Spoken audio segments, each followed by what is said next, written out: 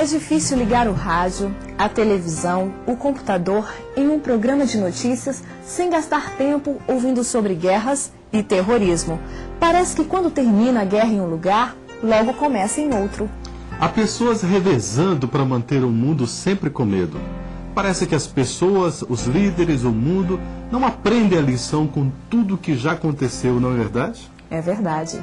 Quando a gente observa uma guerra, sempre busca definir quem é o lado do bem e quem é o lado ruim. Se você assiste um filme de guerra, você logo percebe qual é a parte ruim.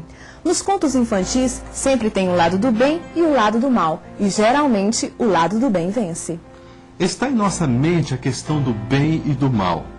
Mas não dá para esquecer que não podemos definir as coisas somente pela maneira como as vemos. Precisamos de uma ajuda externa para reconhecer qual é o lado bom e o lado ruim. A Bíblia pode nos ajudar a entender e definir isso. O mal tem um pai, sempre preocupado em levar as pessoas a aceitar suas propostas. É por isso que acontecem as guerras e o terrorismo.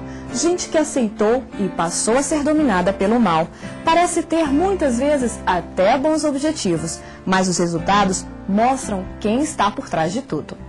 Outras vezes não acontecem guerras, mas inimizades, injustiças, misérias, vícios e muitas outras coisas que fazem as pessoas sofrerem.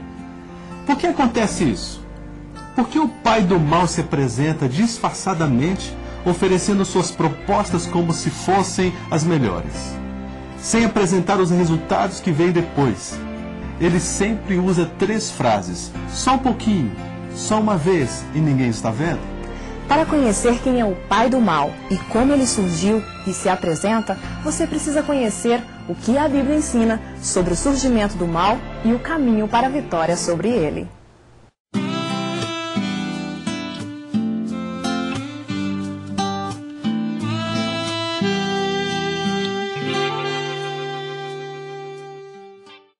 Alguma vez você já se perguntou por que existe dor, tragédia, acidentes, miséria, fome neste mundo?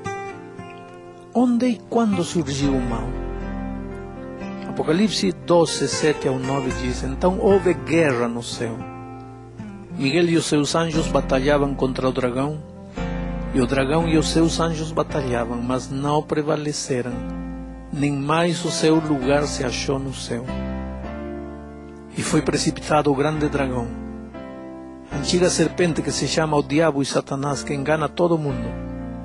Foi precipitado na terra, e os seus anjos foram precipitados com ele. Aqui se fala de uma guerra nos céus entre Cristo e Satanás. Satanás perdeu e foi expulso junto com a terça parte dos anjos que enganou. Mas esta guerra já foi a consequência de outro problema. Em realidade, como tudo começou? Ezequiel 28, 14 ao 17 afirma: Eu te coloquei com o querubim da guarda. Estiveste sobre o monte santo de Deus. Andaste no meio das pedras afogueadas. Perfeito eras nos teus caminhos desde o dia em que foste criado, até que em ti se achou a iniquidade. Pela abundância do teu comércio, teu coração se encheu de violência e pecaste. Pelo que te lancei profanado, fora do monte de Deus, e o querubim da guarda te expulsou do meio das pedras afogueadas. Elevou-se o teu coração por causa da tua formosura, corrompeste a tua sabedoria por causa do teu resplendor. Por terra te lancei, diante dos reis te pus, para que te contemplem. Aqui, Ezequiel está falando de um rei de um país antigo. Mas em realidade podemos ver aqui a descrição da origem do pecado no coração de um anjo perfeito. Agora, como é que surgiu egoísmo, orgulho e cobiça, o desejo de tirar a Jesus do lugar que ele tinha? Como surgiu tudo isto no coração de Lúcifer? É um mistério. Nunca poderemos saber. Quem criou o diabo não foi Deus. Deus criou um anjo perfeito. Mas esse anjo perfeito deu lugar em seu coração ao orgulho, e aí apareceu o diabo. Mas o problema não ficou somente nos céus. Veio também para esta terra. Que prova de fidelidade pediu Deus a Adão e Eva? Gênesis 2, 15 a 17 diz: Tomou, pois, o Senhor Deus o homem e o pôs no jardim do Éden para o lavrar e guardar. Ordenou o Senhor Deus ao homem, dizendo: De toda a árvore do jardim podes comer livremente, mas da árvore do conhecimento do bem e do mal, dessa não comerás, porque no dia em que dela comeres, certamente morrerás. Infelizmente, Adão e Eva não passaram a prova de fidelidade, a prova de confiança. O problema, em realidade, não foi comer um fruto. O problema foi que eles não confiaram na palavra de Deus. Qual foi o primeiro pecado? Gênesis 3, 4 a 6. Disse a serpente à mulher: Certamente não morrereis, porque Deus sabe que no dia em que comerdes desse fruto, vossos olhos se abrirão, e sereis como Deus, conhecendo o bem e o mal. Então, vendo a mulher que aquela árvore era boa para se comer e agradável aos olhos, e árvore desejável para dar conhecimento, entendimento, tomou de seu fruto, comeu e deu a seu marido, e ele também comeu. Você percebe? O primeiro pecado não foi comer o fruto. O primeiro pecado foi desconfiar da palavra de Deus. Diante da palavra de Deus e da palavra da serpente, Eva preferiu ficar com a palavra da serpente. Achou que Deus estava mentindo para ele.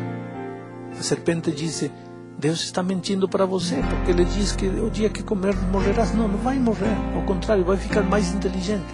Eva preferiu acreditar na palavra da serpente e desconfiou da palavra de Deus. O que é pecado? São João 3,4 diz: Todo aquele que vive habitualmente no pecado também vive na rebeldia, pois pecado é rebeldia.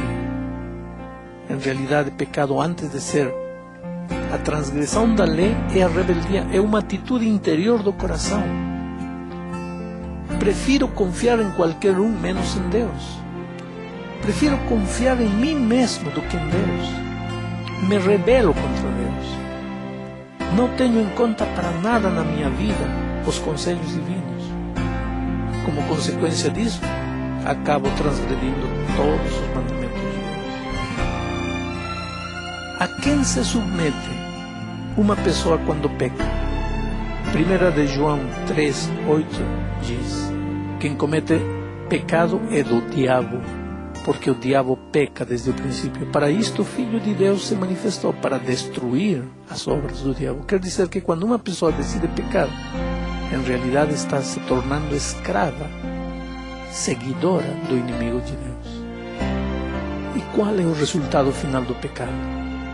Romanos 6, 23 diz: Porque o salário do pecado é a morte, mas o dom gratuito de Deus é a vida eterna em Cristo Jesus nosso Senhor. E agora, depois de entender o que é pecado, Deus espera que você resista a Satanás pela sua graça. Tiago 4,7 diz: Sujeitai-vos a Deus, mas resisti ao diabo, e ele fugirá de vós. Deus também espera que você não aceite o pecado. Romanos 6,12 diz: Não reine, portanto, o pecado em vosso corpo mortal, para obedecerdes às suas concupiscências. Finalmente, Deus espera que você vença com a ajuda dele. Romanos 8,37 diz: Mas em todas estas coisas somos mais que vencedores por aquele que nos amou. Jesus é o melhor amigo, é um companheiro leal. Com ele não temo perigo, pois sempre venceu todo o mal. Segura minha mão e me ajuda por todo viver.